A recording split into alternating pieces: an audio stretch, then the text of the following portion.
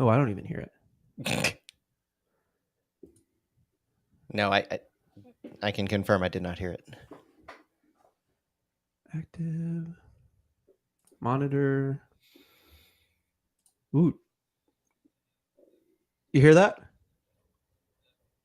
I hear something faint, but nothing. I can't make out any words. It's coming through my headphones. What is it? I'll try one more thing. It's Carnell. My thing makes it really easy to play it, but I don't think that's going to work. I'm going to try one more thing. Oh, is it the comment about Van Zier?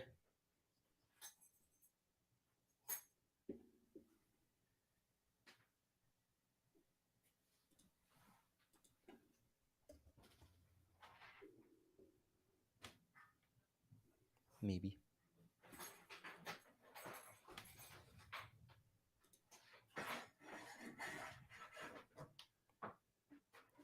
This is the fun part of going live about 5 minutes before we actually start recording.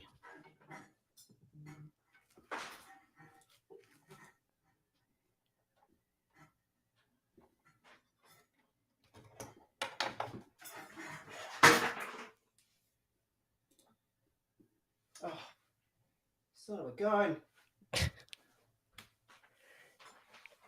If you're joining us or you're tuning into the live stream after the fact, Phil will be here in just a minute, and it should be a pretty fun show. It's our first show after picking up a recap show earlier in the week, and so we'll have some more time to spend on actually previewing the match and a couple of the interesting MLS news items that happened this week.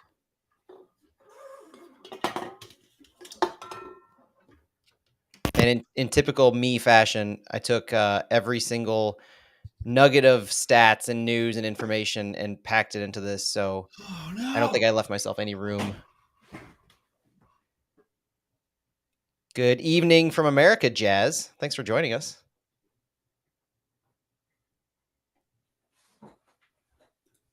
Love the fact that you're joining from Brazil. That's fantastic.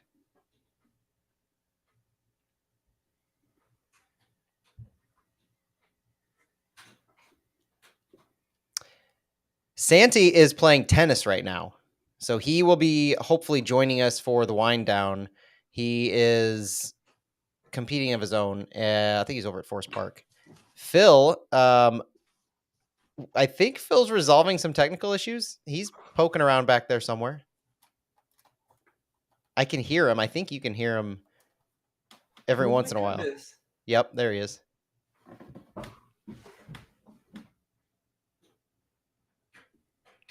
I don't know what that weird graphic was that popped up on his screen, though. It almost looked like a ninja throwing star or something.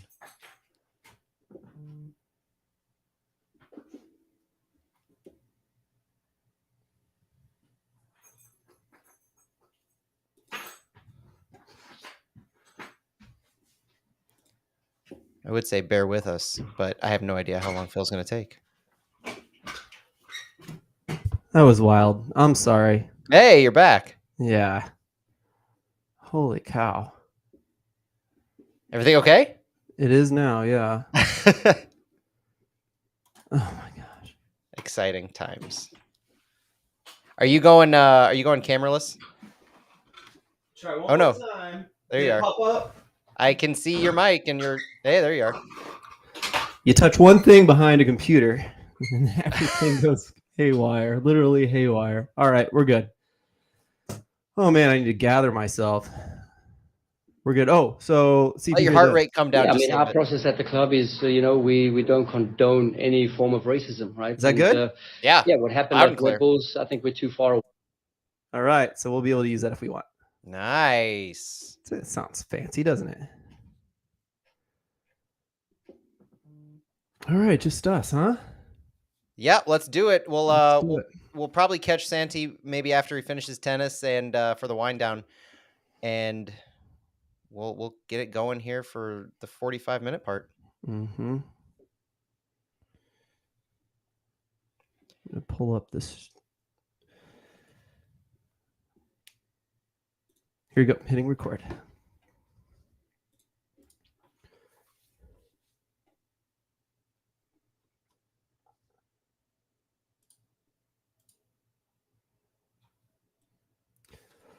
Whew. Welcome, everyone, to Flyover Footy. We are a St. Louis soccer podcast, and you might be joining us on the big 550 KTRS. Welcome, everyone. We have a wonderful show in store for you today, and we're gonna get a little more specific than usual. Matt, do you want to say why that is? There's a show people can look for, an extra show this week that people could look for on our podcast stream. Yeah, I never would have thought we'd be able to get more specific than we already do. But if there's something that we've been missing about covering the previews, I think we're going to get to it here. This is going to be the most comprehensive preview show that we've had because we debuted a new show this week on our Flyover Footy podcast feed called Flyover Fallout, where we recap the previous week's matchup. Usually comes out right now. It's coming out around Tuesday morning, and it's a full deep dive around, 30, 40 minutes or so. Trying to cut it down a little bit, but this week it was Santiago and myself recapping Seattle, and we went deep in that to allow us more time to go deep against our matchup for Cincinnati tonight. Yeah. I mean, from Saturday to the day we record this to the day that it broadcasts on KTRS, for that matter, is a long way to go. So this is a much better situation, I think. We are going to touch a little bit on the Seattle Sounders game. Should we jump right into that now? Yeah, let's do it. And we covered the details, we covered the goals. I think the important thing is that there's a lot to take away from that match. The first thing, obviously, is the new formation that we rolled out. It was really the third big formation change that we've seen. So we ran 3 center backs, 5-man back line. It let us see what Johnny Nelson and Jake Nerwinski look like in more wingback roles in our system. It did not have very much of an offensive threat component to it. We did not have very many shots on goal. We didn't have many shots in general, and we couldn't put a lot of pressure on the ball. So the big takeaway I had from a formation perspective from Seattle is if we're going to run a 3-man back line for center backs, if we're going to have true wing backs, there needs to be more, I want to say, training on that formation. That we heard some quotes from the players afterwards that really indicated, especially from Berkey, that there was a lot of mental aspect to that formation because it's not something that they spent a lot of time with. And obviously in the 6 games prior, they ran a 4-man back line. Everybody was used to doing something different. So Santiago and I touched on, there's a little bit of a mental aspect to thinking about what they needed to do rather than it being muscle memory. So I'm looking forward to a reversion back to a 4-man back line from what we did against Seattle. And couple that, we just continued our goalless streak. So we're going into the Cincinnati game, not just having lost 2 matches, but having lost 2 matches and scored 0 goals in those. Yeah. And, I want to say that I liked that they tried this, and I understand why they tried this. I think, the first half was a little rocky, but, from the start of the second half until that first goal, and even that first goal was a banger. And I don't even know if we should include that in messing up, but the formation was working well. We were pressing high. We were forcing them to lump it long to Jordan Morrison behind, and it was just clogged. I mean, he had nowhere to go. There were 3 big guys waiting for him right there. So we saw that happen a few times in the second half, and I really liked it. We got to see what Bradley Carnell was going for, and the technical staff was all going for. But then the wheels fell off a little bit at the end, didn't they? Yeah, and the formation did its job for 65 minutes. And that's one thing that I think is we're going to touch on some quotes related to how they used what happened against Seattle to what they're going to do against Cincinnati. And that's really keep it within ourselves. Play our style of game. Do what we do best as opposed to leverage the entire game plan on what we know the opponent can do and can bring to the table. Seattle is probably the best overall team as far as depth that we'll face. You saw the fact they had a guy like Raul Ruidiaz, who they were able to bring in as a 61st minute sub, completely change the game.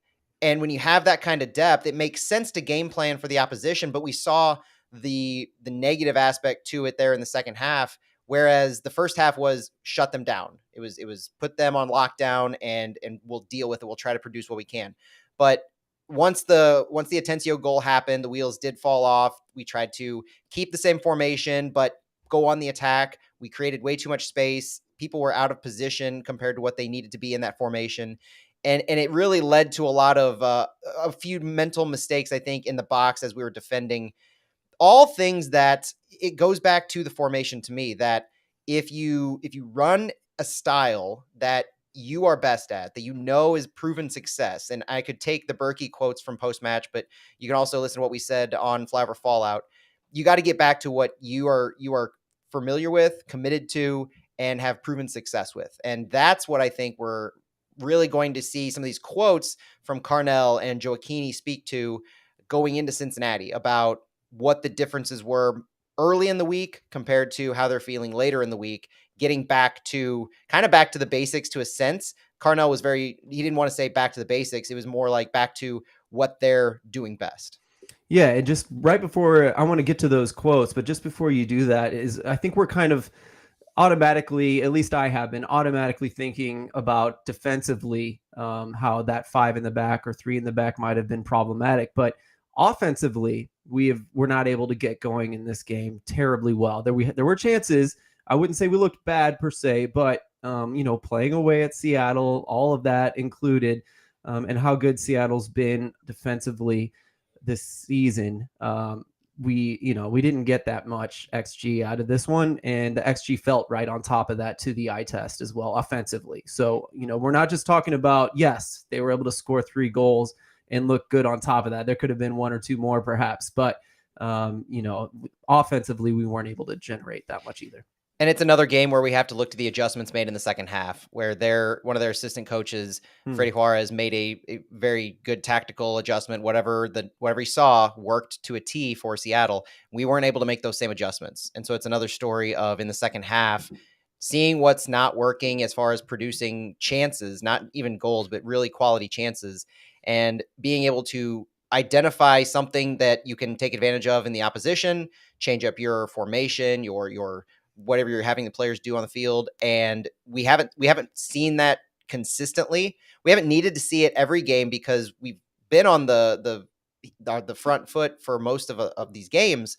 But when we're not, it's these adjustments in the second half. And that's another aspect that Seattle bit us in. And it will be imperative, especially at home, that we're able to make any necessary second half adjustments. Agree. And I want to talk you're leading right into some things I want to talk about when we start talking about Cincinnati, but maybe we can read these quotes still kind of talking about the Seattle game and move on to that Cincinnati game. Yeah. So the quotes from Bradley Carnell today kind of speak to how are you bouncing back after those 2 losses? Kind of what's the mindset going from winning 5 to losing 2, being shut out in 2. And he's really saying, there's no crisis. There's no problems. Nothing's broken. You just have to adjust and fine tune a few things. You have to show the edge that we showed in the first 5 games and go back to, quote, prove the world wrong mentality. So that the way that they were always the underdogs in those first few matches, the way that they needed to prove themselves, they're kind of back in that scenario where they have to prove that they can stop a skid. They can handle one of the best teams in the league. They've had 2 opportunities so far. And so far it seems like we're not quite at that tier. No, you can say we're mid, you can say we're near upper mid, however. But Carnell says he sees a couple different versions of FC Cincinnati, but he brings it back to the focus on themselves and what they can do. So noting some of these things that Cincinnati has and that we're going to get to, he's really spending a lot of the quotes in the press conference this week talking about getting back within themselves and identifying how they can play their best game while identifying some weaknesses that FC Cincinnati might have, whether it be personnel related weaknesses or formation related weaknesses to their back 3 that we could take advantage of. And then Nico Gioacchini really kind of, if you're able to watch the press conference on the City app or their website, please do it and get to the Nico Gioacchini part, because the way that his face kind of changes from when he's asked about how training is going this week after Seattle, talking about how Tuesday was tough, but ever since Tuesday, it's been great. To be honest, we've completely turned our mentality around. And that, to me, the way that he said it and the expression that he had really tells me something happened on Tuesday, whether it was just a face the music aspect and some hard truths were said and occurred in that training. But Wednesday, Thursday, things just, it seemed like the light bulb went on, or whatever happened, it was a completely different tone, a different vibe. And you had Johnny Nelson and Nico Gioacchini who were more smiling than you would expect after 2 straight losses. But knowing that backstory of something happened on Tuesday, it was tough. Ever since, it was great. And you can see that that there is a desire, a hunger from a guy like Nico Gioacchini, talking about for a striker, there's no place in the mind for doubt. And being able to take the confidence that he remembers having and knowing exactly how much you have to believe in yourself and that you have the ability to do the things you need to because you did it for 5 games, getting back to that. All of these things seems like a very positive progression that's occurred since the Seattle game and that Tuesday practice. Love that. Yeah. And this was a big test for exactly that.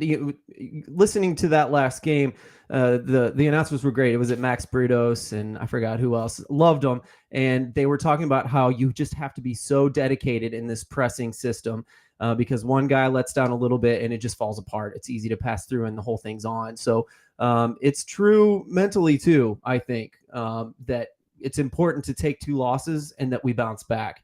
And I loved hearing what you just said. And I loved hearing what you said about what Carnell's quote there saying it's not broken. And none of us as fans feel like it's broken. Nope. But at the same time, we can't have people feeling bad for themselves or not trying as hard because we lost a couple of games against some of the best defending teams in the league. So that's really nice to hear. We're going to move on to another segment here. You're listening to Flyover Footy on the big 550 KTRS. Every once in a while, something weird. We've been very lucky with the St. Louis City, culturally wonderful club so far. They've been really killing it and nothing bad to say, but every once in a while in a league, a player will do something silly. And so we had that with Dante Van Zier with New York Red Bulls facing the Quakes. You've probably heard the news about it, and we don't want to talk much about it right here, but I think we thought it was important to ask our club what they thought. Bradley Carnell, you asked Bradley Carnell about what he thought about this situation and whether or not the club has any. Go ahead if you're going to do a better job saying what you said. Yeah, well, first set the stage for just a moment. In case you aren't aware, last week New York Red Bulls played the San Jose Earthquakes, and in the second half, a moment occurred where designated player Dante Van Zier from the New York Red Bulls made a remark that was called a racist remark by Jeremy Abobasi, the San Jose Earthquake striker.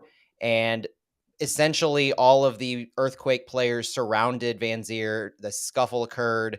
There was a 19-minute delay in the game. 21 minutes of stoppage were added to the half. And it was a team clearing event. Van Zier did not get subbed off by his coach. Struber, the head coach of Red Bulls, did not sub him off. There has been a lot of discussion this week about what kind of penalty or what kind of really action should be taken. And this has to go back to MLS because of the collective bargaining agreement. MLS has a disciplinary committee that is responsible for this. The club themselves are not allowed to suspend the player. It has to go back to the league for a review. And today it was announced that Van Zier has been suspended for just 6 games for what Abobasi classified as a racist remark. Now, the remark was not made to an individual player. It wasn't a directed comment from what we understand. It was more a generalized use of that in some context to the Earthquakes. And I asked Carnell today in the press conference about what his team, what St. Louis City has culturally or institutionally that is designed to prevent this kind of remark from being said by a player. Because the other comment is there's been cultural things said. Is it a thing where the player doesn't know where the line is or what's appropriate? In America, it's obvious. In most Western countries, it's pretty obvious. But there is a barrier to language, obviously, when you have these kinds of players. And so what has any certain club done? And I asked Carnell what our club has done or what their thoughts are on how you can train or what processes you have to ensure that your players know where the line is. Here was his reply to that. Yeah, I mean, our process at the club is, we don't condone any form of racism, right? And what happened at Red Bulls, I think we're too far away in the Midwest here to know exactly, what went on behind closed doors or what went on that 20 minutes of chaos. Like, we cannot, I think we're the furthest ones to have any opinions or judgment. And, I think we'll best leave it at that because, while we condone it and, would we have other restrictions to make sure that doesn't happen? Possibly, sure. Yeah. Possibly, sure. That's the part where I was like, oh, okay. So maybe there are no training programs in place. Maybe there's no cultural get to know the United States in place, but they're making very clear where they stand on the topic. And it sounds like, from what I've heard around the league, no MLS team has anything in place. Correct. So I'm not calling out St. Louis City right now. Very true. But I think as media, even though we're independent media, we're not the St. Louis Post-Dispatch. I think it's really important to ask our club these questions, and I hope they consider possibly implementing some kind of cultural to prepare you for what it's like in the United States. And go ahead, Matt. I know you have something to say, and then I'll. That's a good note that we're not the Post-Dispatch. We're not a TV channel, anything like that. But that also, I think, gives us a little bit of flexibility in what we can ask and types of things, because we're fans. They call what we do fan media. And as that, I want the best for my club. We want the best for our club. We don't want to have this kind of a black eye and a stain on the culture and on the identity of our club. So whether it's just asking the questions, making sure that the thought process is out there, even if it's something that's implicit on their side, just knowing that we care enough to not want to see that happen, not want to see any of our players fall victim or be an aggressor in that kind of scenario. We just want to keep that nonsense outside of our club. And so just by asking if there's any kind of process, maybe St. Louis City has an opportunity to be the first club to institute some kind of a process that's explicit and part of the onboarding of a new international player or a new player in general, to just make it overt, not we say this, it's known, but really reinforce and hammer it down, whatever they want to make that look like. I think there's an opportunity there to lead the way in MLS. And we know the kind of culture that St. Louis City, Bradley Carnell, Lutz Pfannenstiel have instilled. We know it's there. It's positive. It is something to strive for. So it could be a great opportunity so that we don't have to be in this scenario. Agree. And, I'll just close out that by saying, how nice would it be too to have the first female-led MLS club do something like that, to make sure that we're culturally on the right path, even if it's over the top, according to many other MLS clubs. We'll talk about this more. So we record this on a Thursday night, and we stream it on many different places: Twitter, Facebook, YouTube. And so you can interact with us in that regard. But we do our radio show, we take a break, and then we do what we call the wind down. We're going to hit this hard in the wind down. Yeah. We've already talked a little longer than I think we intended, but we'll move on. We just wanted to make sure we mentioned that to everybody in St. Louis, something to look out for in the future, in how our club operates and how the league operates. Yeah. But let's get focused back here, Matt. We have a game to talk about, but first we need to talk about a lot of news from the week. The biggest one being Jubilee Blom is going to be out 5 to 6 weeks with a groin injury. We saw him go down against Seattle, and we just got him back from a sickness. And now we're back here again, aren't we? You hate it for a guy who has just shown so much promise, and the talent is there. The opportunity is in front of him. He's coming over. You saw the fan base from South Africa follow him en masse over here. I mean, the eyes of that country are on him in St. Louis, and you want him to succeed. You want him to have every opportunity to be on the field and perform and show what he's capable of. So from the delay in getting here initially to COVID, that forced him to not be able to go represent his country. That's devastating mentally and physically. And then to pick up this groin injury on what everybody is saying, Seattle as well, one of the worst turf fields in the league now, because it's old, and it was causing Tim Parker ankle issues last week even. And for Blom to go down twice, essentially went down, tried to play it off and wasn't able to continue. It's devastating for him. And knowing that he's out for 5 to 6 weeks with this injury, we've played without him. We've had to plug holes in our defensive end. I don't think we have a player with his skill set that can truly replace him and what he could bring, but we're going to have to try, and we're going to have to find a consistent answer for that. And we're not saying it's turf per se, but if it is turf, Matt, how would you have handled that? Was it maybe give foreign players who aren't used to that less time, or if it's someone who's injury prone, maybe less time just for turf, or do you just kind of play like you're going to play everywhere? I don't know what the answer is there. We have a turf field that I think they can get some familiarity with. And so not just for set pieces or crosses or things like that, but that's there to test it out on in limited fashion. I do think that for players who are in their prime, fit, don't have any pre-existing injuries or leg issues to worry about. There really shouldn't be any restrictions. They've played. They're used to it. These are American players, and those who aren't have some familiarity with playing on turf. It's just one of those things you have to deal with. But with Blom in particular, I don't know if he has a history of any kind of a groin type issue. He came on as a sub in the second half. He was only able to play a dozen or so minutes before he was hurt. So even if you're talking about limiting his minutes for one reason or another, they essentially did that. And so you're not looking at a scenario where he was 75 minutes in and he was trying to tough it out and had been getting bruised up by the turf this entire time. It's just one of those unfortunate things. Yeah, and Joseph Iliff is with us in the chat, and he asked, how does the starting 11 look different with the injury to Blom? And there was a quote about that today as well, wasn't there? Yeah, I asked a couple things to Carnell today about I first asked him if there was going to be any kind of injury replacement, and his answer to that is they still have 4 players for 2 positions. At the moment, it's Miguel Perez, Indy Vassilev, and Edward Leuven, with Akil Watts, who's contributed key minutes. So he reinforced that they have 4 players for those 2 central midfield positions. No need or panic to get something or go down to City 2. He kind of shot that idea down. And in doing so, it was a little illuminating because we know that we've seen a formation of Leuven, Vassilev, and Perez on the field at the same time. I don't know how much we're going to be seeing that, knowing that the depth to those 3 is Akil Watts. And you would lose an ability to bring on another central midfielder.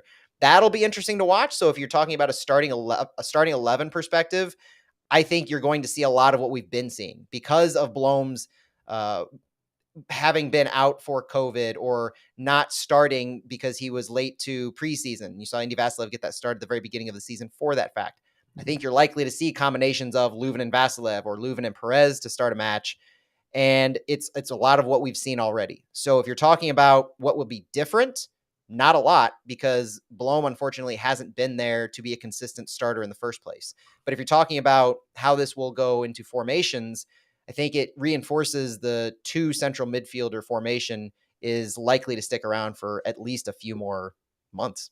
Yeah, no more 5-3-2 or 3-5-2 or whatever for the near future here. I loved what he said about Azil Jackson and Akil Watts. I'm just reading what you put in here, so thank you, Matt. This isn't my work here.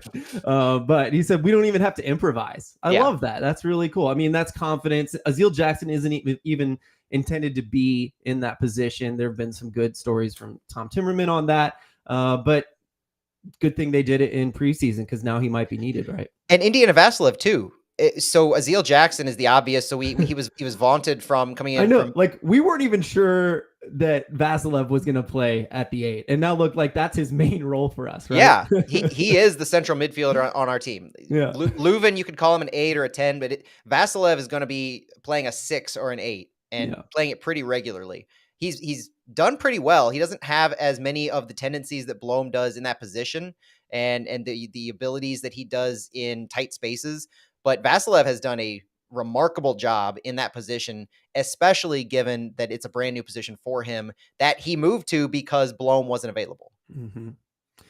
Do you want to? There are a couple more player updates on injuries that you have. Yes. Here. So we found out today that aside from Joachim Nilsson and Blom, John Bell is going to be out for this weekend. He picked up a stomach bug this week, so he's not available.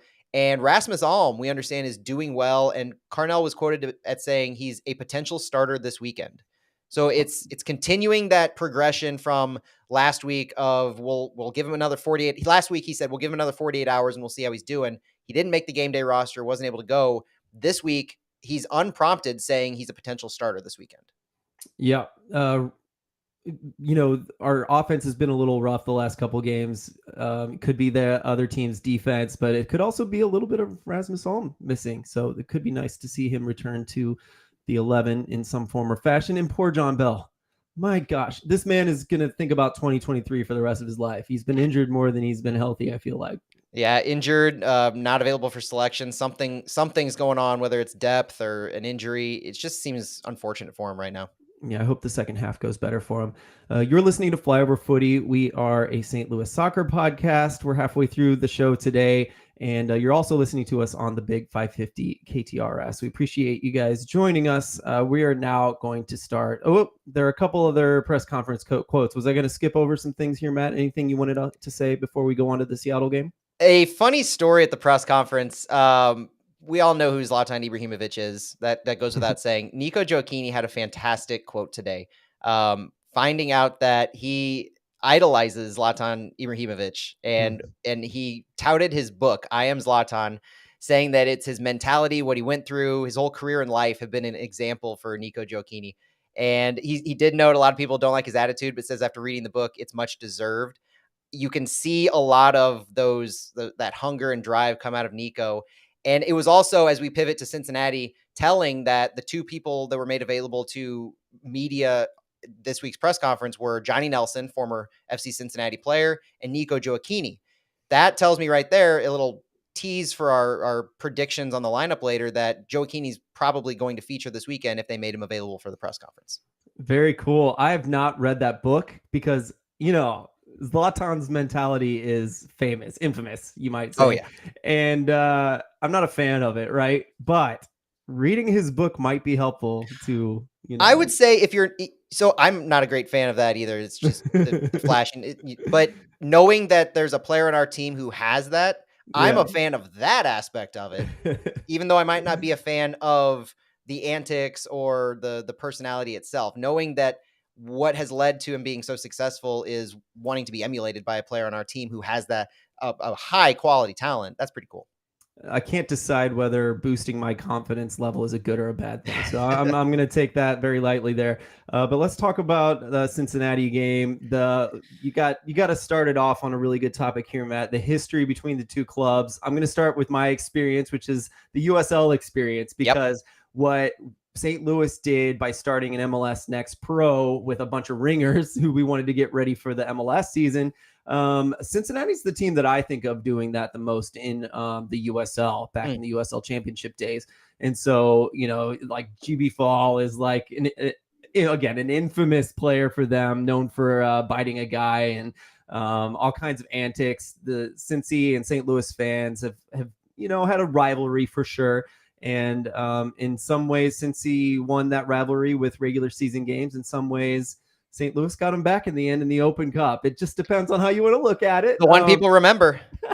But Matt, you dug up a really cool article, and you also talked to the Cincy Soccer Talk guys, who also has been around as long as STL Soccer Report, Flyover Footy. So we know those guys really well. So that's really cool. You got to do that. If you want to talk about some more of the history that there's a lot more than what I just talked about. Yeah, Cincinnati Soccer Talk had an article that they put out detailing the origins of the St. Louis and Cincinnati soccer rivalry, soccer matchup, and it dates back to 1906, where they put in their article St. Louis was more or less one of the soccer capitals of the U.S. at the time, and with Cincinnati being a more popular hotbed growing, there was a friendly organized where Cincinnati chose some players from their area to travel to St. Louis, and it was kind of like an all-star matchup between the cities, where a team from Cincinnati traveled, played.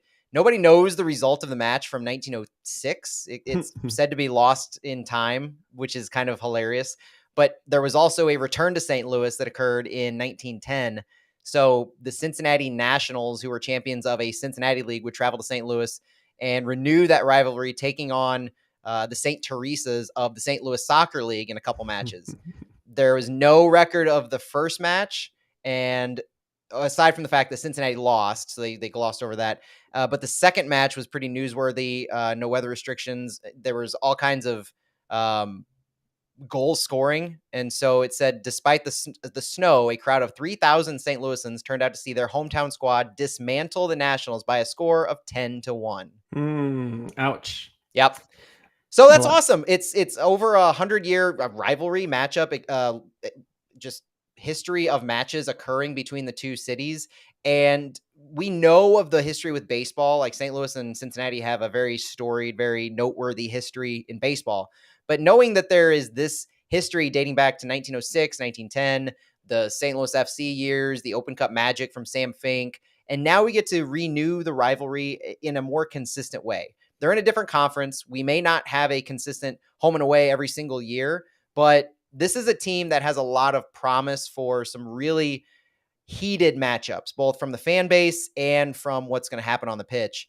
And it's just a really cool opportunity to revisit that.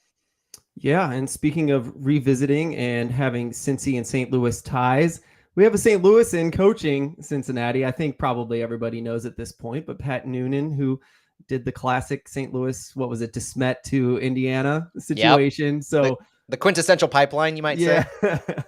But the story of Cincinnati going from 3-time wooden spoon winner to what they've become now under Pat Noonan and the GM for Philadelphia Union, who moved to Cincinnati as well. I forgot his name. Chris Albright. Thank you very much. How did I know you were going to know that?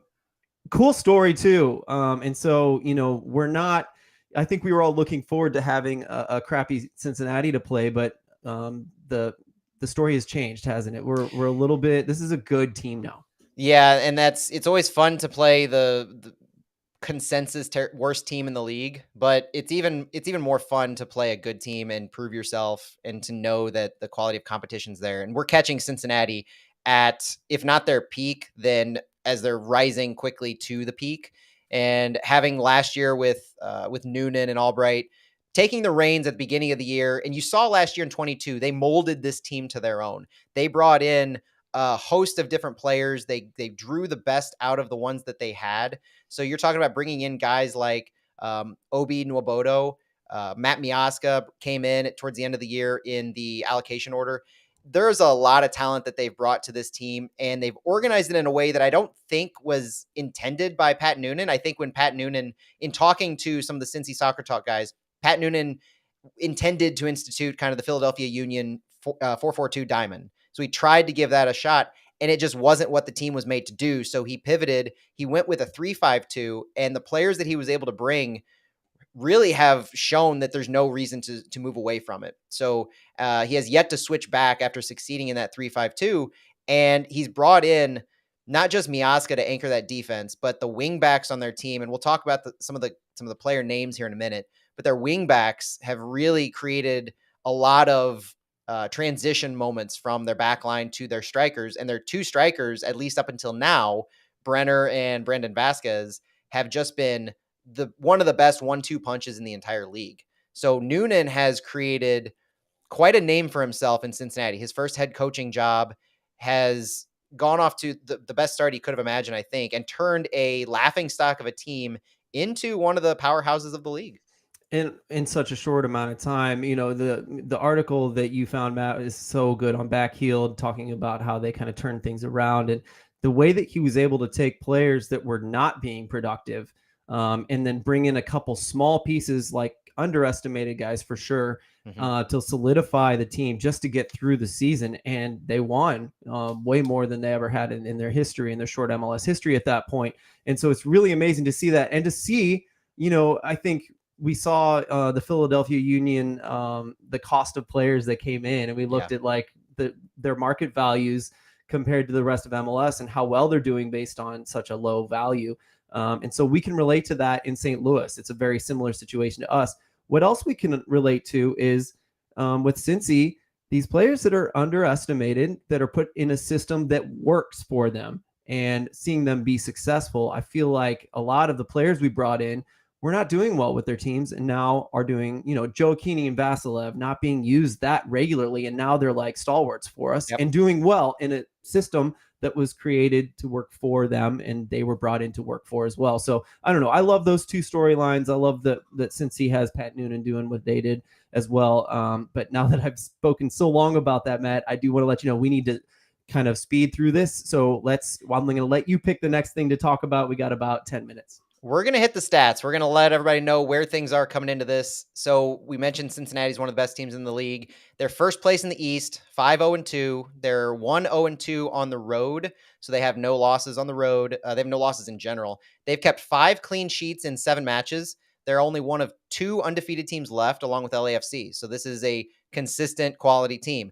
Cincinnati has no goals scored outside the 18-yard box this year, and only 1 headed goal. So the way that they're scoring are getting Brandon Vasquez and Brenner some opportunities. But the thing is, they're not scoring very often. So they are one of the least goal scoring teams in the entire league, and their XG matches that. So they have, I think, 9 goals overall this year, and their XG is about 9. St. Louis, on the other hand, is sitting second in the West. We know about the 2 goalless matches in the last 2 games, but we're still 5-2-0. We have 5 wins, 2 losses, 2-1 at home, and in the last 3 matches for Cincinnati, they're 1-0 at home, 1-0 at home, 1-0 on the road. So they're very, very low scoring games, and that's one thing that is noteworthy in the power rankings this week. MLS Soccer says they're the best defensive team in the Eastern Conference right now. They're just waiting on their attack to start turning these 1-goal wins into 3 and 4 goal wins. Now, the flip side of that is their attack is going to look rather different against St. Louis than what they probably have in mind. So let's switch really quick to some injuries and some player news that Cincinnati has going on, because their ideal line of Brenner, Vasquez, Lucho Acosta, Nwobodo, those kinds of players isn't what we're going to see. Last week, Lucho Acosta suffered a shoulder collarbone injury and is out 1 to 3 weeks when he was taken down hard on a penalty. He scored the PK, but he's now out for a few weeks. So we won't have Lucho Acosta, their number 10, or one of their, they tend to move him up a little bit into a 4-3-3 or a 3-4-4, 3-4-3. And he won't be there for that at all. So he's not going to be there. The other designated player they have, Obi Nwobodo, missed last week. He was training separate from the team this week and just returned back to full team training midweek. And talking to some Cincy Soccer Talk guys, when Noonan has players return from injury, he usually doesn't start them. He's likely to see, they're expecting him to not start. They're expecting Nwobodo to appear as a second half sub, maybe 15, 30 minutes of time. So that's big from them. And the quotes on Nwobodo on why he's so important, it's not his defending that was missed, but his quick decision-making and movement in tight spaces. So that is going to be a big miss. And you can see a lot of comparisons to Jabulu Blom in what Nwobodo is able to offer at a very high level. Another injury for them is Yuya Akubo. He missed last week and he trained separate from the team on Tuesday. He was not even a notion in their training earlier this week. So it's going to be interesting if Kubo can join them. And then the big one is Brenner. Brenner left training early on Tuesday, missed training Wednesday and Thursday, but it was announced on Thursday that Brenner is being transferred to Serie A side Udinese for around $9 million in overall transfer fees, including a sell-on percentage. What this also means is that regardless of whatever knock Brenner might have picked up this week, there's an expectation that he's not playing this weekend, and there's an expectation that he may not play again until July to alleviate those injury concerns and ensure that transfer can go smooth. Big loss for Cincinnati, but at the same time, they're going to use this, I think, as an opportunity to see what their offense can do without Brenner, knowing that they're probably going to have to do this without him going forward. Yeah, and the Brenner thing is so interesting. We got really lucky with Brenner, especially, not to kind of dance on their grave in that way, but like the fact that he's been wanting to transfer out for a while now, and the fact that it happened the weekend that we're seeing them, and the fact that it's very evident like he's not going to be playing this weekend against us. So that's pretty massive for us. But at the same time, Cincinnati's been planning on it happening. But I loved what you said too about how their defense it's one of the best in the East. That's really interesting to me, and I'm not surprised based on what I saw with them against Philly, who's obviously, we talked about how good they are, and it's just really interesting to think about. I kept looking at this 3-game stint here, how we saw Minnesota, and then we saw Seattle, and now we're about to see Cincinnati. These are maybe the 3 most difficult defenses that we're going to face all year long based on statistics so far. And so I don't think that's an accident. Yes, we've been without Alm. Yes, we tried the 3-5-2 or whatever, but I do think a lot of this has to do more, nothing's broken, again, to bring that back, more with the fact that we've seen really good defensive teams and we're just struggling to score goals against really good teams. And they're also, in regards to the last 2 teams, teams that play in a way that we knew was going to be difficult. Cincinnati, yes, their defense is very good, But this game could also be very open if we attack each other up high, like both teams tend to do. They do it differently, I think, than us. But I'm interested to see whether Cincinnati's defense is it going to affect us high, or are we gonna have like a bit of an open game because both teams are really good in transition. So I'm really interested in watching those two things play out and whether Cincinnati's defense is going to have the same effect as the last two games, basically. Yeah, my understanding is that they will probably go into a mid block, so they're not going to be the low block that we saw against Minnesota. They're likely to attack us here in the midfield, and the way that their shape looks, they push their left side forward, not unlike St. Louis a lot, where you're going to see Alvaro Barreal, number 31. He's a U22 initiative, their left wing back, and the news from him from Cincy Soccer Talk is he's a winger turn wing back. The Argentine is dazzled at times on the left and is key to attacking quickly in transition. He will likely be the free kick taker without Acosta in the lineup and has been dangerous. Barreal is pacey, talented on the dribble, and can serve in a good cross when needed. They're expecting him to cut inside more without Lucho, but that just means he could get slightly more space without a dedicated six trying to hold off Acosta. Cincinnati's going to need a spark, and we're likely to see it from Barreal out on the left-hand side. And what they'll do is as that shape kind of shifts over, you see their right wing back drop back a little bit. You see a lot more defensive mindedness on their right side. So guys like Jake Nerwinski, Indiana Vasilev, Edward Leuven on our right-hand side are going to be pretty key to stopping that kind of an attack from moving forward. Yeah, and luckily we're good at, we go up against daily a high pressing team in our training, right? So yeah. I think they'll be okay in that regard. But yeah, that's what I was going to say is, they don't press a lot, but they look for those opportunities and those triggers, and they'll hit you hard. And I saw a lot of turnovers high. It happened early to Angulo for Cincinnati, but and I was like, oh man, maybe Angulo's not that good. But then Cincinnati did it to Martinez, who's one of the better sixes in the league. So, got to watch out for these teams. They know what they're doing. Well, and the other thing on their attack is Brandon Vasquez. There's going to be so much pressure on Brandon Vasquez to perform here. He was one of the 3 players named to the U.S. national team game against Mexico from Cincinnati. It was Vasquez, Miazga, and their keeper, Roman Celentano. So having those 3, knowing what they're going to, it's going to be a lot for them to handle. And Vasquez, I'm told, doesn't have a great first touch. And so having a high defensive line is going to help to neutralize him. He's not great at holding up play. So there's an opportunity with Brenner out to neutralize Vasquez as kind of the remaining prolific striker. And so that leads me to where we think their lineup is going to be. So knowing that they're kind of without 2 or 3 potentially of their highest caliber players, what kind of lineup are we getting? And it's pretty obvious they're going to run with a 3-5-2 from what Cincy fans and media are saying. That 3-5-2 is probably going to look like Yerson Mosquera, Matt Miazga, and Haguland in the back, with their mids of Barriano, I'm brain farting on his name. Oh, Junior Moreno. Junior Moreno, Angulo, Pinto, and Arias on the right side. And their front 2 is going to be Sergio Santos and Brandon Vasquez. That's the overwhelming thought of who they're going to roll out. And it's going to be a little more possession based than St. Louis, but they have a less than 50% possession throughout the year so far. No. They've shown an ability to handle the ball at times. Against Philadelphia, they had around 60-65%. So St. Louis is going to be key to play their style, force the ball into Cincinnati's hands. And to me, some of the keys of the game are St. Louis just needs a goal early. We've had 2-game drought. Cincinnati has 5 clean sheets. You want a singular way to change the narrative and change the tone of this game and get the confidence shifting. It seems obvious to say, but more so this game than anything else, just because of what's occurred before. Getting that early goal is going to be incredibly important. Cincinnati hasn't played from behind since March 18th against the Chicago Fire when they went down 3-1, and they were able to come back to tie that game.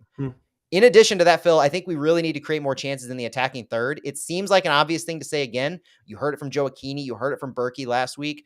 These guys need to be putting the ball in the box and creating those high volume and high percentage chances. We need to win aerial duels. Both of these teams are successful with long balls from their keepers and their back line, and we need to be physical on them to push them off the ball and win some of these duels and create some of these second chances. We need to protect the ball, especially in the midfield. We need to own that midfield and creating some plays through it. Edward Leuven is going to be so key to this game because he disappeared in portions of the Seattle match. We were having to leverage our wing backs a whole lot. Leuven needs to have himself a game in addition to at least one of our two strikers. And we need to be willing to draw fouls to create set pieces. Cincinnati's not good at defending the set piece. We are rather prolific at the set piece. Leuven or Vasilev are very strong with the ball, and we need to use that to an opportunity. If we score a goal off of a set piece, I think we're in really, really good shape. And then Johnny Nelson needs to really be effective in sending crosses. Nick Hogland is one of the better defenders at crosses on their right side. And so Nelson's success in sending the ball in is going to be so key. Interesting. Yeah. And, I don't even necessarily, I agree with you that like we need to figure out the final third. But I do think this is going to be, a punch you in the face kind of a game. Yep. I've noticed that a lot of teams seem to be using injury stoppages, like even fake injuries or just like decent fouls. Take every chance you get to go down, especially against St. Louis and that Philadelphia FCC game. It was an ugly game, and I'm expecting exactly that. Both teams are willing to fight, and both teams have that blue collar thought to them as well. And one thing that I am worried about is Cincinnati's counter press. I feel like they have a really vicious counter press more than some of the other teams that we've played against. And I feel like that was a lot of their chances were created through that. And that's kind of our bread and butter too. So I do think, I think my key to this will be clean sheet. I think clean sheet is what even more than playing through the middle or whatever, I do think a clean sheet is going to be important for this one because they are down a few guys. So that means like all the more reason for us to come out of this with a clean sheet. And however we got to get that one goal. I love your shout for, a set piece goal. That'd be really nice. But I'd also just really love to see Klaus get on the board again for some confidence. Joe Keeney, see Leuven, feed the ball in and someone score a goal. That Nelson cross in is also an amazing shot. I love that, Matt. Anything you want to talk about before we do our final prediction here? Oh, actually, we should just do predictions if that's okay with you. Yeah, let's run right through it. So I'm expecting our lineup to go back to a 4-4-2. So I mentioned I think Joe Keeney's going to play. If for nothing else, then he's been still in form. Our midfield, we can see that two-man central midfield. I think we're going to get back to seeing Nelson, Parker, Hebert, Nerwinski, Leuven, Vasilev. And if Alm is healthy, I think we see Stroud or Ostrak on the left side and then Alm on the right and Klaus and Joe Keeney up top. If I had to pick one, I'll just guess Stroud. But that 4-4-2, and then I think we're gonna pull out a 1-0 win. I think it's gonna be gritty, hard fought. I think there's gonna be a lot of back and forth, a lot of fight to not possess the ball, but a lot of trying to create chances quickly by St. Louis. Yeah, maybe a lot of turnovers in the midfield and even I agree. Matt, I'm not even going to give my prediction because literally, and I had a feeling this was going to happen based on your keys to the game. I was going to say exactly what you said. Alm and everything you just said, 1-0. That's exactly my prediction. So, let's will it into existence. Yeah, I love it. Let's make it happen. I won't say 10-1, even though the precedent has been set. So I mean, anything less than 10-1 is just going to be a disappointment. Yeah, right? You're right. You got to harken back to 100+ years ago. Exactly. 10 or 1 or nothing, boys. All right, let's go. This is Flyover Footy. Thanks all for listening. You're listening to us on the Big 550 KTRS. We'll be talking to you guys next week. Bye-bye. Enjoy the game. Recording is out. Good job. I'm sorry if I cut you off a little too much. No, you're good. You kept me on track. Okay, good. We were long-winded again on the Seattle part. Yeah. It's okay though. Yep. Oh, yep. If racism wouldn't come into the league, we wouldn't have to spend time on it. We could focus more on the other stuff. I agree with you. Now, I want to talk on the wind down about, so I put the Leagues Cup thing. We can dive more into the racism incident. I'd like to go on the show notes. There's a couple screenshots that I put in there about our characteristics and their characteristics. I want to touch on that because I think that's fascinating. Yeah, I was looking at that. I like it too. I come across some random stuff when I'm bored and I try to like look at the weird corners, depths of the internet on soccer stats. And this was great. I looked at this and I was like, well, this is fascinating, but is it right? Is it accurate? Like, where are they getting this from? And they used individual player stats to collate all this stuff historically. So it's not just this year, but it's these players and how they've been performing together this year and before. It's correct. Like the stuff that they list as strengths and weaknesses are spot on. So I want to talk about that and a little bit more about some of the players, I think, for Cincinnati and St. Louis. So like just long-winded conversation. Love it. I'm going to grab a beer real quick. I'll be just a moment.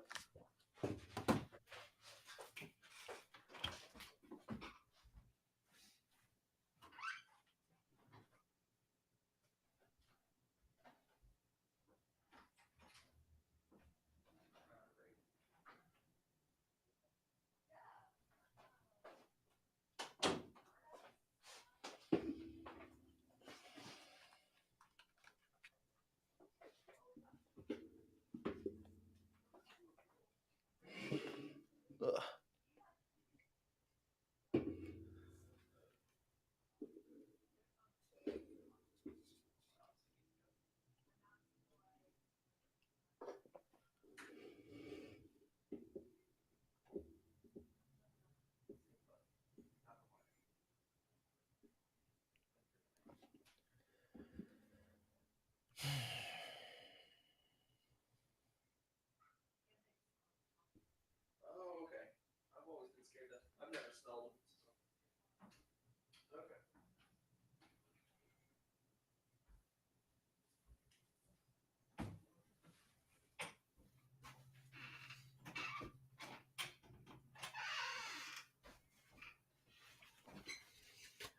I'm going to hit record. Did you notice? I don't know if you listened to the show. I listen back most times to kind of fix my problems whenever I mess something up. But I posted the restream version, and you and I especially. Well, your voice was late. And it was not like that in my recordings. So I'm not going to use the restream unless I have to in the future. What are you going to use?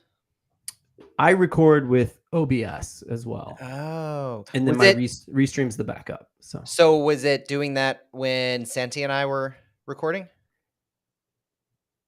No. It was just that day. So I think it's going to be inconsistent rather. So we need to avoid using it. Okay. If there's anything I can do different when Cincy and I are doing the Fallout, let me know. But if that sounded good, then yeah, it's not going to be an every time thing. Okay, cool. And it wasn't anything you did, that's for sure. So I didn't imply that. All right, you ready? Let's do it. I'm hitting record so I don't have to use Restream. Welcome back, everybody. It's the wind down on Flyover Footy. There's the beer. No, you like how I timed that? Well done. I guess I need to wait next time. We can do the pour into the mic. What is that called when you do the whatever sound it makes? Yeah. Oh, that's a good idea. Soothing sound recordings. I don't even have a glass. I just have a can. Well, slumming it. Well done, sir. Slumming it with Urban Chestnut. There are worse ways to slum it. I agree with you. What do you want to start on? I kind of cut you off a lot in the radio version, so I think you should choose first. Yeah, let's stick with Cincinnati. So if folks are listening to the pod, they might be getting bored at some point. So I want to get a little bit more about Cincinnati done. So we mentioned a lot of their players and formations and what we expect them to roll out because of their injuries and the prospective transfer. So some of these players and why they're important to either be missed or who's coming in. Lucho Acosta in particular is one of the linchpins to their offense. When you think of a number 10, a playmaking guy who is key to facilitating everything for a Brenner or a Vasquez, that's Lucho Acosta. He leads the team in accurate forward zone passes. He leads the team in duels. He led the team in assists last year by a ton. He had 19 assists last year. The next closest was 9. This is the guy who is their playmaker. So missing him due to the shoulder injury is going to be huge. Having what they're expecting to be Angulo step in for it. Bradley Carnell mentioned today that Angulo is like they're playmaking for him. He talked up Marco Angulo as the 10. Like Mhm. they are aware of these injuries. And Carnell mentioned both Brenner and Acosta as not likely to play. And so they know who they're going to go up against. But Marco Angulo, he's no slouch. He's no stranger to the Cincinnati lineup. But having him in that role as their primary is going to be definitely a different look and a bit of a miss for them. But also, I mentioned Brandon Vasquez, who this year is second on the team in shots, third in shots on target. And last year, he was tied for first in goals with 18, along with Brenner. You can see the consistency that both of those bring.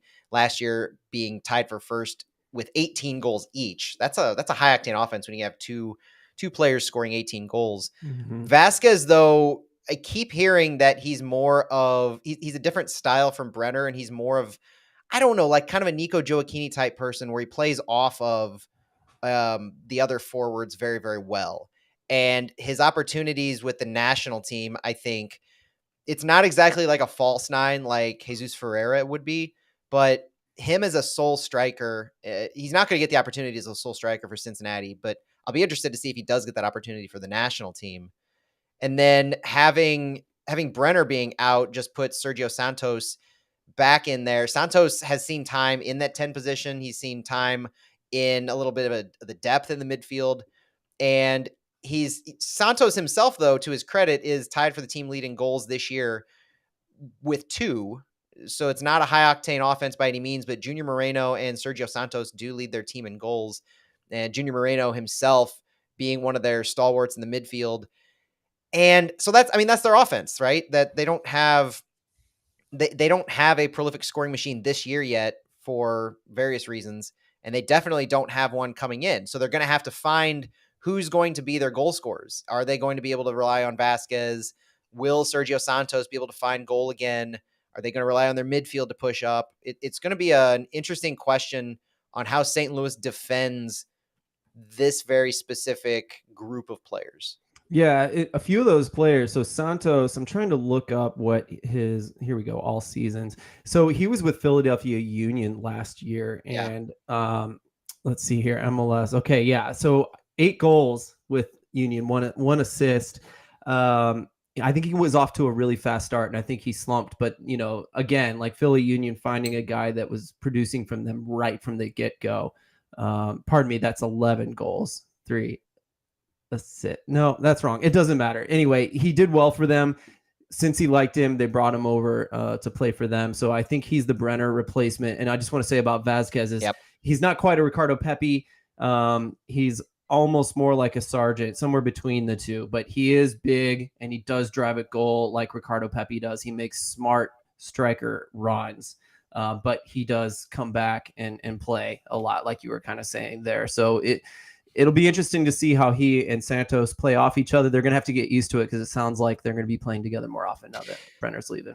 Yeah, and the other big guy that we touched on, I don't think we did enough justice to Obi Nwobodo, their other designated player, currently leading the team in interceptions with 15. But when he was signed last year, he was, like I said, one of those 2 players that Noonan brought on, Nwobodo and Miazga, who changed the face of the team so drastically and gave them such a consistency in their spine. Like when Lutz and Bradley built our team, they talked about the spine and how you started with Berkey, you built it out through the center back. So you have Tim Parker, and ideally you would have had Joachim Nilsson, but now Kyle Hebert. And then you built it up through Edward Leuven on up to Klaus. They didn't, obviously you know how Cincinnati started with their 3 wooden spoons, but that was the first thing that Pat Noonan did, is to correct the spine of their team. And to bring Nwobodo in last May from Göztepe in the Turkish Super League, and to bring in Miazga back into MLS in, I think he came in August through the allocation order. Those were world-class moves that is causing the exact success that we knew. Last year, before Cincinnati brought in Miazga in particular, they were averaging 1.54 XG allowed. Since they brought on Miazga and had Nwobodo, they dropped it down to 1.12 in their 8 matches together. And Alec Khan they brought in too, because their goalkeepers in that article, the one you sent, the back-heeled one, their goalkeepers were letting up the most in the league. So that's a massive problem. Alec Kahn, who played with St. Louis for a year, I think just 1 year, and then went to Atlanta. Yeah. It has been everywhere, really. But anyway, he solidified them as well in that first season, it sounds like. And Nwobodo, the quote there, the information that I have from Cincy Soccer Talk is Nwobodo's range and ball winning ability have changed how FC Cincinnati can play. He's one of the most prolific pressers in MLS, ranking in the 98th percentile among MLS midfielders in pressures per 90 minutes this year. This was for last year. And he's also in the 98th percentile or higher in tackles and ball recoveries per 90. Wow. And he's the player who has been injured. He was out last week. And if guesses and speculation is correct, based on Noonan's handling of injuries, he'll feature in the second half. It's definitely going to be something to watch if Nwobodo makes the starting 11. That'll be a completely different midfield that we have to handle with him in. But if he's not able to go and only getting 15, 30 minutes, that's another big plus for St. Louis. Very cool. Nigerian deep-lying ball winner, it looks like. Very cool to watch for him. Yeah. And, the Nick Hagland is a local boy, I think. So that's a cool Cincy story. He played with them in the USL as well, I think. So I just wanted to mention that because you mentioned him earlier as well. Where should we go next, Matt? Anything else? The St. Louis characteristics, perhaps? That'd be fun. Oh, yeah. Let's look at that. So there was an interesting stat, an interesting group of info that I found about the strengths and weaknesses of both teams, Cincinnati and St. Louis. And it kind of looked at every single player, looking at their history, their tendencies, their stats. And when you group them together, it puts together strengths and weaknesses of the entire club, including what the style of play is from looking at the stats. So let's take a look at St. Louis's first. And because we all know how St. Louis plays. We've seen the eye test. This will give you a hint of whether this can be trusted or not, I think. So the strengths of St. Louis, very strong strength in coming back from losing positions, very strong in creating scoring chances, very strong in creating long shot opportunities, strong in finishing scoring chances, strong in counterattacks, strong in attacking set pieces, strong in stealing the ball from the opposition, strong in protecting the lead, strong in aerial duels, and weak in defending counterattacks, weak in defending against through ball attacks, very weak in keeping possession of the ball, and very weak in avoiding individual errors. Right? What are some things to you that jumps out on that? Well, the counterattack thing is pretty giant, right? Strong on attacking set pieces has been true statistically this year. Very weak in keeping possession of the ball. That's pretty obvious. The aerial duels. Don't call it a weakness. No. True. It's one of those my biggest weakness is that I care too much type of thing. It's like, I see what you did there. Yeah, well done. The aerial duel stands out to me though because I don't think St. Louis gets enough credit for how well they've done in duels and really fighting for those second chances, 50-50 balls.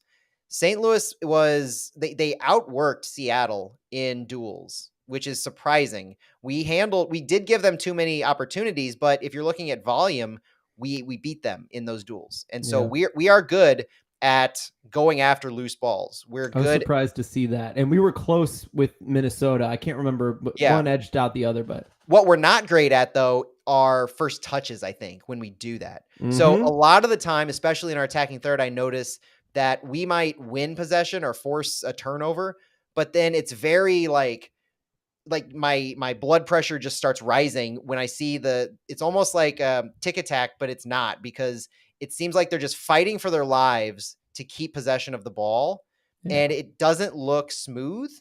Oftentimes and I think it's more in the attacking third. It speaks to just the freedom that they have, where you've got players running all over the damn place, and they're making these underlapping runs. They're making all kinds of runs down the line and setting each other up. But it goes to that keeping possession in that attacking third. We don't have very many touches, but they're very kind of frenetic when they're trying to do that. I've been wanting to talk about this too, and it's really cool that you brought a stat up to kind of talk about that because, I would, and in fact, I think the people, I hate to be this guy, but the people who seem to have a bad first touch, who are really good at other things. So I don't want to make it sound like I don't like them as players, but like Joe Keeney steals the ball so much up high. It's one of my favorite things about him. Probably my second favorite thing about him. Like, he's so good at pressing.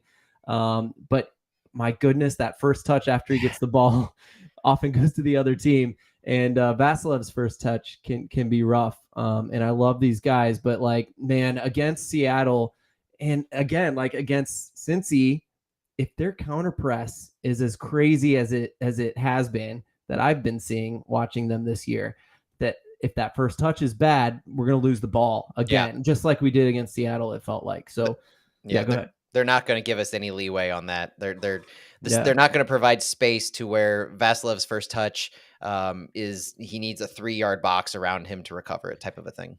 And the last thing I want to say too is that part of that is our style too. It's not just the players. So I don't want to be too harsh on those guys, but it is also our style where, with Scott Gallagher back in the day, it was like, when in doubt, pass it back. Like every time it was like, shoot me at the end of the game. If it was 1-0 and we lost and we were still passing it back. Yeah. Like it's so nice that we watch an exciting team and they play the way they do. But when in doubt, they send it forward. They take a chance, and sometimes that pays off. If the game's nice and open, I think it's more likely to pay off. And so that's what I was getting at earlier. Yeah. I didn't express myself perfectly, but against Cincinnati, if the game is open, I think we're going to get away with more offensively. And so I'm interested to see whether that's true, because now that, yes, they're good defensively.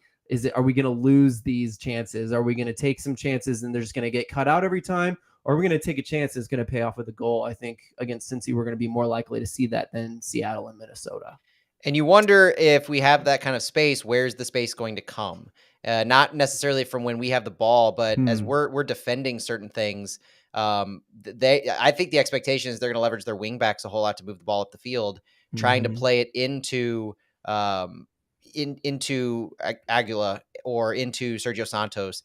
And how are our fullbacks really going to, and where are they going to make that point of contact on those wing backs? Are they going to allow them to press up on there, and Nerwinski is going to end up falling back towards our back line?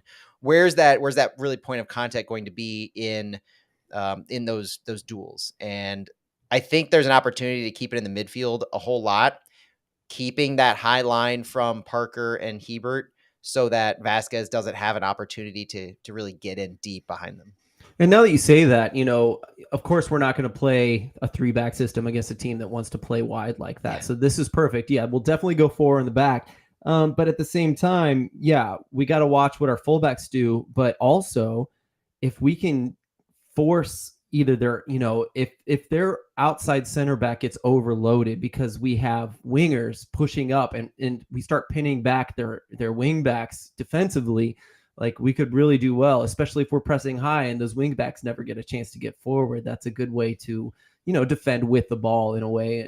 And I wouldn't be surprised if we see Alm or Stroud on the right in that regard, and we actually see Ostrak play wide with his left foot on the left, just because if they can stay high, they'll be able to pin those wing backs back, perhaps. And Alm is going to be key too, because I alluded to it in how they like to shift their formation from move high on their left, similar to what we do often with Nelson. But it was very clearly communicated to me that Yersin and Barrial, their left center back and their left wing back, love to advance up the field. And so playing balls in behind them is what I'm told would be our best bet. So attacking that right-hand side where they like to push up. So getting in behind them there.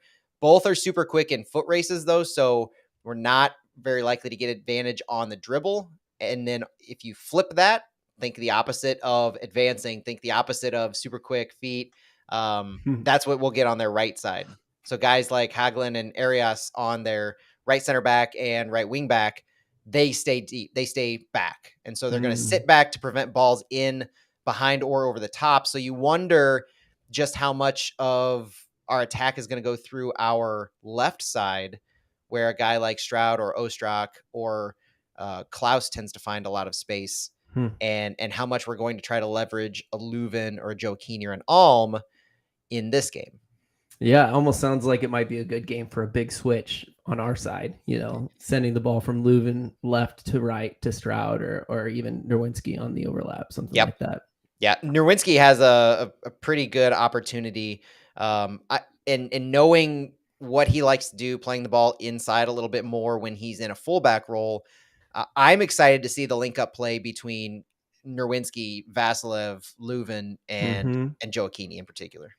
Yeah, I think we'll be moving fast with them, and if it doesn't work... Oh, someone said this in another game. It was so cool to see them call it out in real time. I forgot which game it was, but they were like, okay, they try to hit the other team on the right quick, and then if that doesn't work, they recycle it left. They always recycle it left to Leuven, right? Because Leuven's always kind of in that 8-10 role, and Ostrak's kind of around him, and then we see that interchange in possession. So that's something to watch for. That I didn't catch that.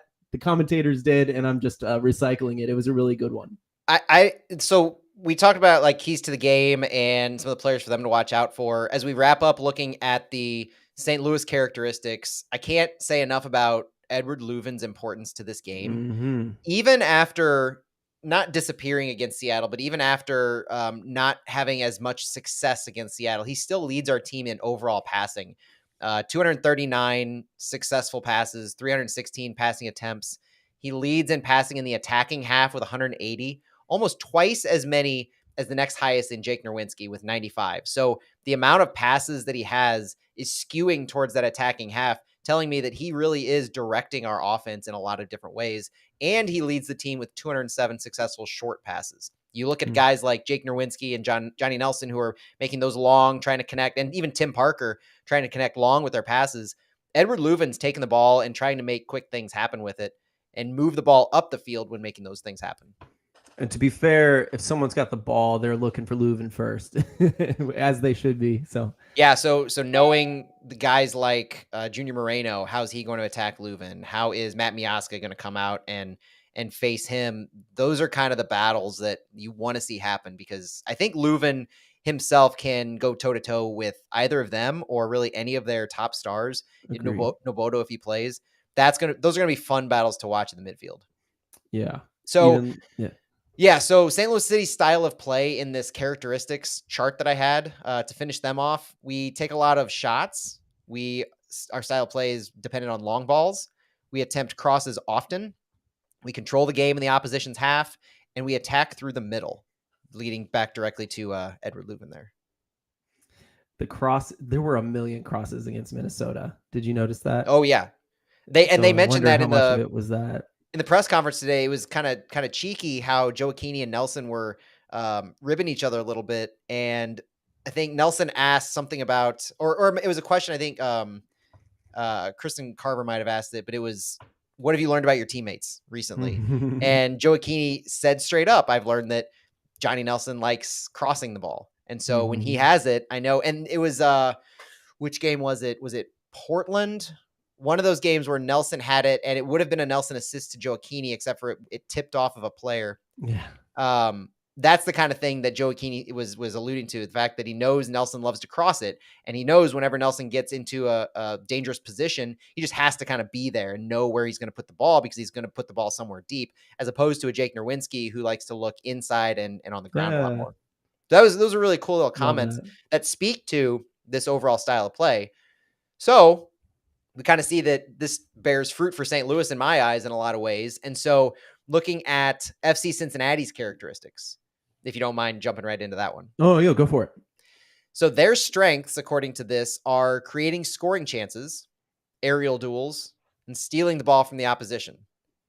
Sound familiar? Those are three strengths of St. Louis's. So these are similar teams in those regards. And it plays a lot to the counter press, not creating a lot of space. When you steal those balls, you're obviously going right up against them. But their weaknesses are defending set pieces and avoiding fouling in dangerous areas. This is a reason that I put one of my keys to the game is we need to be successful in drawing those fouls and creating those dangerous set piece opportunities. If Cincinnati is weak in defending set pieces and fouling in dangerous areas, we need to be aggressive in putting ourselves in situations where we're forcing them to foul us in and around the box to create those kind of set piece opportunities. Like it. That's And cool to then- see. Those. Where did you say you got that Opta or? This one was from Who Scored. Okay. That's And good then stuff. the FC Cincinnati style of play, to wrap it up, is they attack through the middle, they have short passes, they attempt through balls often, and they have a consistent first 11, which is ironic because of what we've been talking about, that they won't have that in this game. But attacking through balls, attacking through the middle, and the short passes. Those are a lot of the keys that we've said it before multiple times. Losing Lucho Acosta is going to be huge with regards to those keys to their style of play. I love these. Like, it almost feels like AI, doesn't it? Because it's like it comes up with really interesting facts based only on whatever information it has. So it's only 6 games now that it's able to kind of talk, like have statistics for. So it's like, I see exactly why you're saying these things. And yes, they're probably true, but not all of them. But it's interesting, like attack through the middle and through balls often, which the through balls is what we're bad at defending. That'll be interesting to see. Without Acosta, I'm not sure it will, but we'll see. But you like to see that when a team has certain strengths, if the flow of the game doesn't facilitate being successful in those, you can see why a bad result would occur. Like with St. Louis, we're very strong in creating scoring chances. We're very strong in finishing, creating long shot opportunities, attacking set pieces. Those things didn't happen against Seattle. And so you take away all of those strengths that we have, it's no wonder that we don't have bite to our attack. Byron Tim, who we know well, said that was the San Jose game, I think, is what he's talking about, is when Nelson sent that in. So well done, Matt. Way to get it wrong. I was at that game. Was that really moment? Yeah. We're 7 games in. I think at this point we're going to start confusing matches that occurred. If it's something that's something like that. I vividly remember the play. I just don't remember seeing it live. Maybe I'm thinking about watching it on replay or something. I see. That was exactly. I didn't think I saw it live either, but I guess we did, and then we replay. I was thinking exactly the same thing. I had a dozen family members in at that game. That was the most stressful game I think I'll ever have. Tim, this is you getting under Matt's skin. You did it. He's got me on tilt.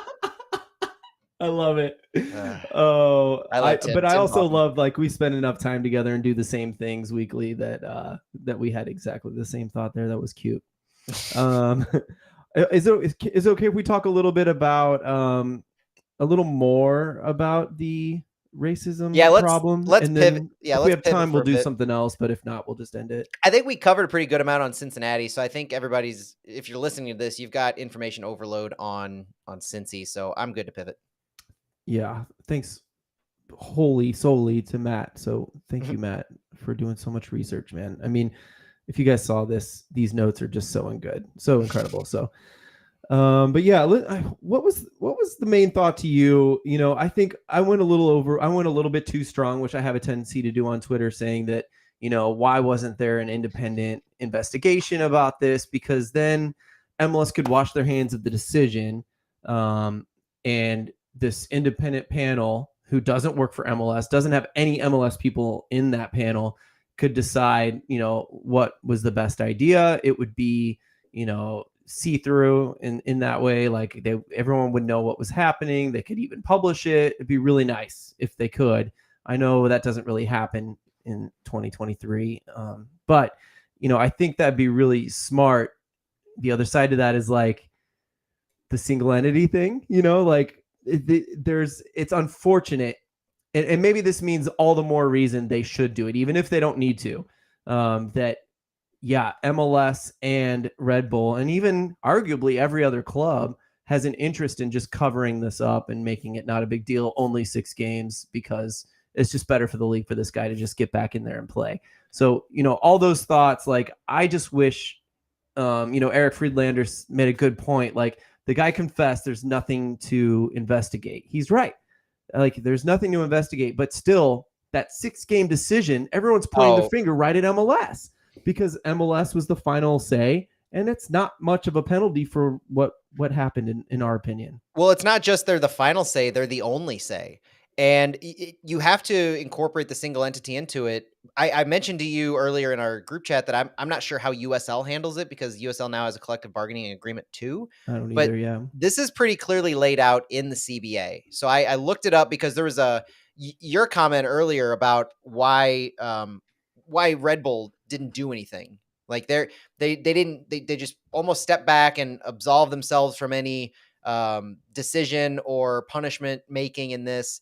And they said the league's conducting an investigation. It all sounds shady when they do that, because they're placing blame on themselves to the naked eye, because they're choosing not to. It almost appears they're choosing not to do anything, and they're letting a higher power take it when they could do something, because they're the team that the player plays for, right? It's logic tells you that the Red Bulls can do something about this, but that's not how the CBA is laid out. It's Section 20.2, discipline for on-field conduct and detrimental off-field conduct of the CBA, pretty clearly says on-field misconduct. It says discipline for on-field misconduct will ordinarily be considered and imposed by the MLS disciplinary committee acting as the commissioner's designee. Basically, the commissioner has the say, like, for all disciplinary actions, and he delegates this to the disciplinary committee, which is composed of 5 members. All but one shall be appointed by the commissioner, and at least 2 of the league appointees must be former MLS players. For any changes to the membership, the MLS has to consult with the MLSPA prior to making those, but the other member shall be appointed by the MLSPA and be a former player, but not an active player or an MLSPA employee. So there's a lot of player feedback and decision-making on this disciplinary committee, but that's the rub, right? And I don't think this goes to the marketing of the whole thing, and how I think less is not more in this case. You need to be as transparent as possible when you're dealing with the severity of these allegations and the severity of what we witnessed on the field. If you watch that video, you can make some assumptions about what was said, knowing that it wasn't said directly to a player, but to either generalized group, or, I mean, you saw the players who were in the vicinity. It's not hard to use your imagination. And when you see that, when you see the reaction of all of the Quakes players, Jeremy Ebobisse front and center, who's no stranger to this kind of thing. And also Red Bull players. Also about Red Bull their players. own teammate. Yes. That was interesting. Well, that goes to, I mean, using your imagination of what you think he said. Yeah. And right. So all of that happened, 20 minutes of chaos, and 2 things. Gerhard Struber does nothing. In fact, who's the keeper for Red Bulls? It's Coronel. I didn't say it because I knew I forgot. I'm sorry. It looks like Colonel, but I can't remember. Anyway, he came over to Struber on the sideline, and you could see he was visibly upset. He wanted him off the field. He wanted to have nothing to do with him. Struber just he waved him off. He literally waved him off and said, "No, Van Zier's staying in the game." And not just that, but basically refusing to say anything after that, other than MLS is conducting their investigation. The statements were released, and Van Zier himself stepped away, almost as if we're letting the player have their own discipline. Like, it's up to him on what he wants to do. Like, you did a bad thing, now think about your actions. But all of this is going on where there are very clear rules about what process needs to unfold and who the decision makers are. Why wasn't any of that discussed? Why wasn't that the thing that they talked about? It's like, no, it's not the Red Bulls' ability to do anything about this. There's a process defined, an agreement between the MLS and the MLSPA that we're following. And once the disciplinary committee makes their recommendation, that's that. It's not up to the Red Bulls, and it's been collectively bargained as such. Like, I'm using a lot of jargon that's not marketing friendly, but there are ways to communicate what's actually needing to occur versus more or less silence and just lackadaisical statements that the parties put out.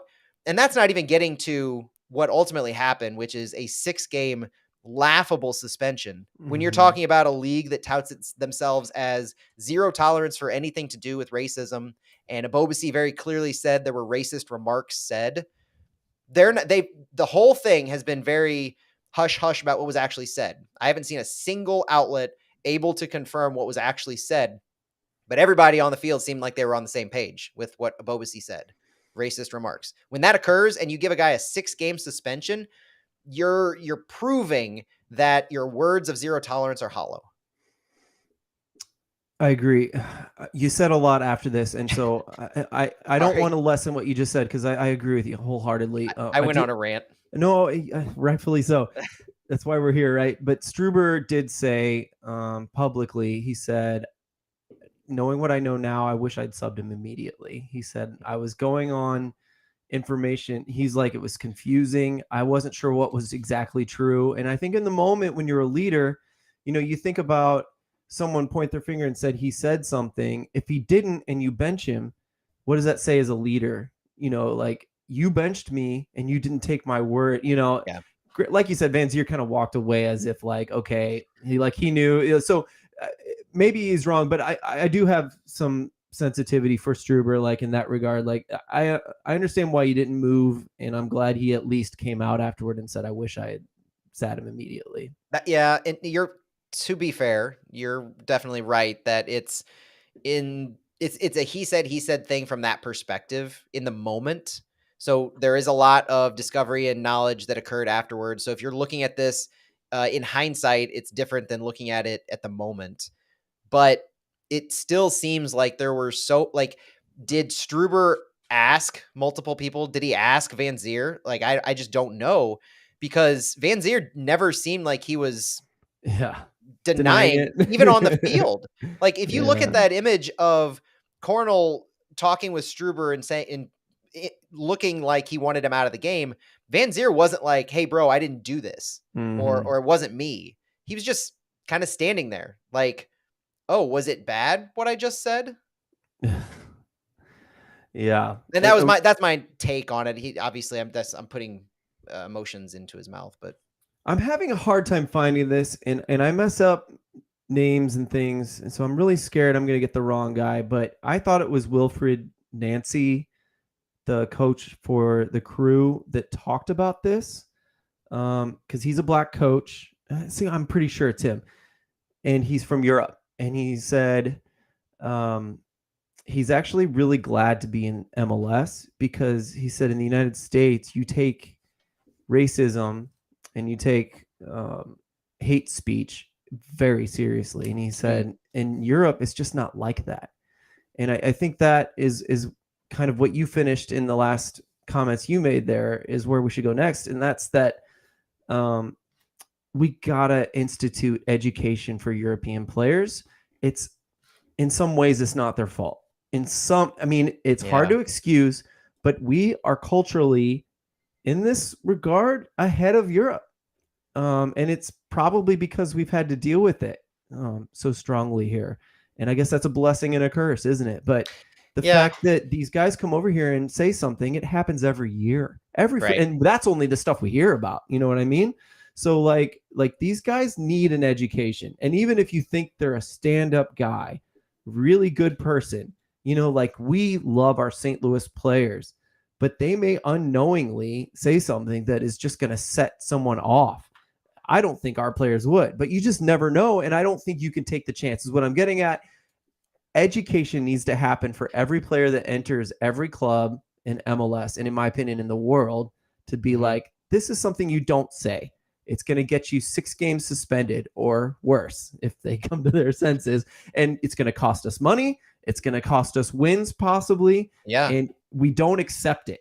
And if MLS only gives you 6 games, we're going to find the hell out of you. There needs to be punishments. And in my opinion, there needs to be punishments to clubs too, to where I think there should be an independent analysis, whether you think it's necessary or not. I think you just do it, because then you can wash your hands of any responsibility or any biased decision making, and you charge the club.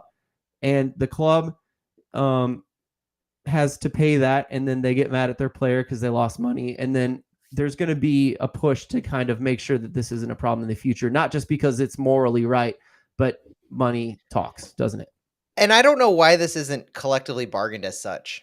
So if all of the punishment and the decision making is at the discretion of what the CBA says, why isn't there more harsh language for all the parties you just mentioned, for players, minimum types of sentences, or for teams in monetary, like take some GAM away, do something. I don't know what the amount or specifics are, but there has to be something. And if you're player leadership negotiating for the protection of your players, why isn't there more strong language? And that seems like it would be something that would be such a positive to tout, right? You're always looking for wins when you're in CBA negotiations. And we're not going to see another CBA for a long time. This current one goes until 2028. But why isn't that a key centerpiece in some conversations as buying it buys you goodwill in the media, but it also protects your players from these scenarios because it sends a clear message.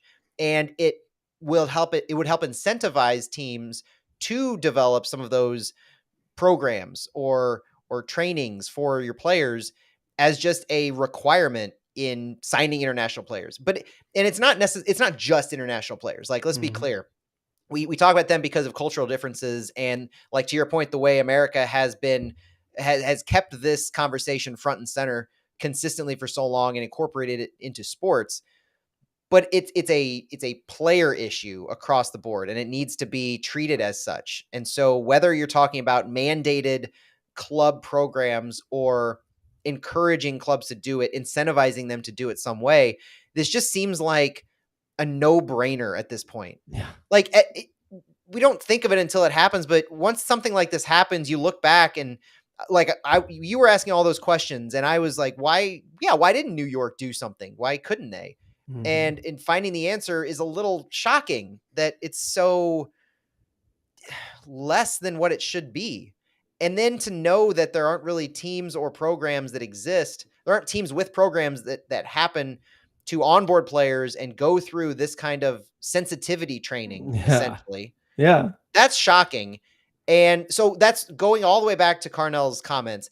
That's why you can't really put blame on City, just like you can't put blame on any other team yet.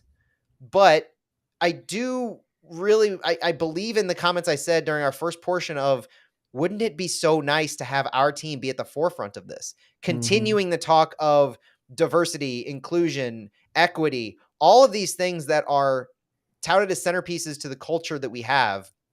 And for us to be the overt first team in the league to make this a mandated portion of joining St. Louis City sends a message loud and clear. That's well said. Last thing I'll say is that the one thing that the USL has is the Black Players Alliance. I think they might have gone through a name change, but yes, the CBA was partially part of the reason it became so important was because these racial problems and even LGBT issues have arisen throughout multiple seasons in the USL, and the Black Players Alliance rose up before the CBA was signed. And when they started talking about the CBA, the Players Alliance, the USL Players Alliance, Players Association, started talking to them. He was on the board anyway. Brandon Miller, I think, is one of them. And anyway, it just became this natural progression of bringing the Black Players Alliance into the USL Players Association, and they were a vital part of building that first historic USL CBA. And that's important. And I think MLS needs it. I think that's really clear because, Matt, I think you made a really good point that, like, do we really expect a corporation like MLS or these billionaire owners to like think about Black players first or LGBTQ plus players first? That's not on their brain, but the Players Association should. If they're going to protect players on their contracts and in their money and in free agency, then my God, they should cover them and protect them from hatred, abuse. There's a word I'm looking for, but I'm not finding it. You understand what I'm saying? So I think the CBA really, the MLS Players Association should take the lead and maybe should fix this problem in the future. Maybe put some rules forth in the next CBA, which is a ways off. Is that what you were saying? Yeah. And it's not, I don't think there's much that can be done to fix it from the PA's perspective, but there should be things negotiated into the CBA that incentivize systemic changes to occur. And if you call out penalties to teams, if you call out harsh penalties to players, minimum sentences essentially for suspensions type of a thing, or minimum monetary fines imposed if a racist or a hateful comment is said. Doesn't even have to be just racist, because there are other forms of bigotry and abuse that occur. And so you want to capture all those things. You want to protect as many diverse player interests as possible. But incentivizing teams and players to create the systemic change is what MLSPA should be doing, to your point. And the CBA is the way to do it. It's just unfortunate that they're not going to get an opportunity for at 5 more years. Well, I think there are other ways too that they should be able to lobby for it. So the CBA is what it is.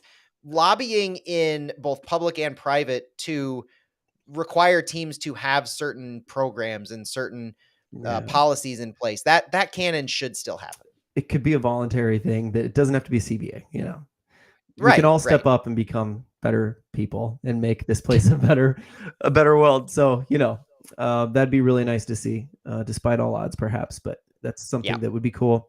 I apologize. We're going to end this one on a bad note, on a sad note. Well, let's give one. There was one question. We had one question on Twitter, and I think that's a fun one to end it on, as opposed to the down I agree with note. you. Thank you.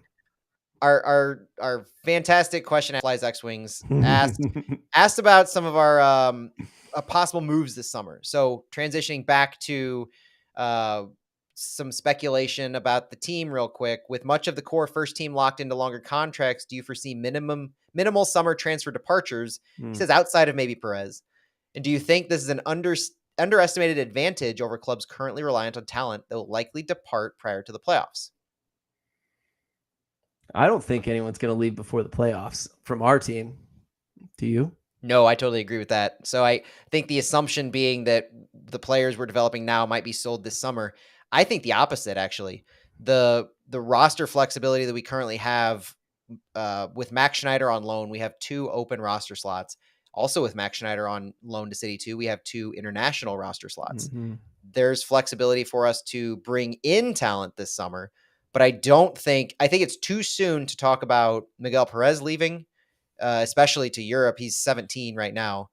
And I think it's too soon to talk about, we were talking offline about what does Kyle Hebert's future look like when we're talking about transfers out. I still think it's too early, because we tried out a 3 center back look. When Joachim Nilsson comes back, that could be a way to get Hebert, Nilsson, and Parker. I'm glad we touched on it. Right? So I want to see it. On the flip side, I do think that it will be an advantage over some of the other clubs who may look to sell off some of their high-end talent. Unfortunately, Atlanta's not in our conference. So we're not going to be, that's not going to be advantageous, but we don't have any players that are high enough value that we can get what we will ultimately have for them, like a high top dollar value this summer. We're talking about next January, next summer, for guys that, if they pan out this way, could be a Perez. It could be a Tomas Ostrak. It could be Nico Gioacchini. I don't know. Those kinds of players who are still young enough where if they really progress over the next 9 to 12 months, could be in that conversation, but not this summer.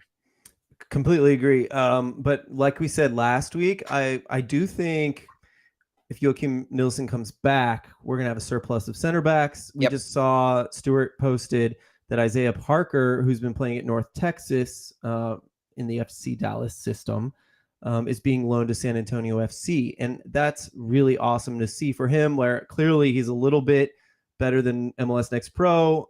They don't have a spot for him at FC Dallas. They're going to send him somewhere in the middle.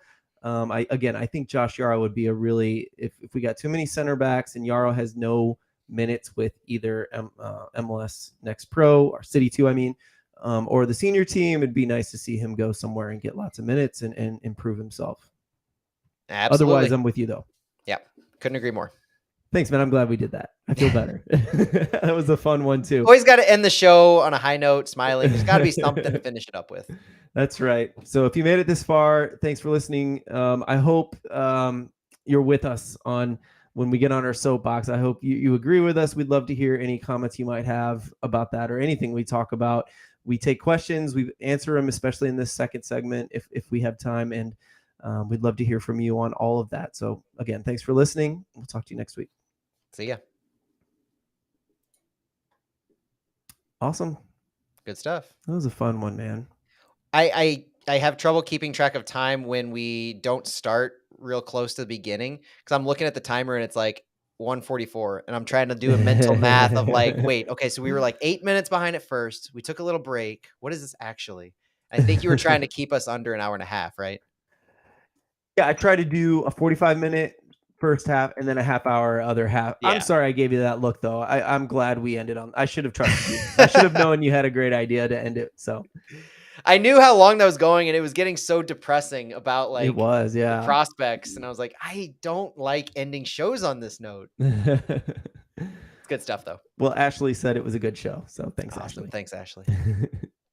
Oh yeah, I need to end the stream. Bye, everybody.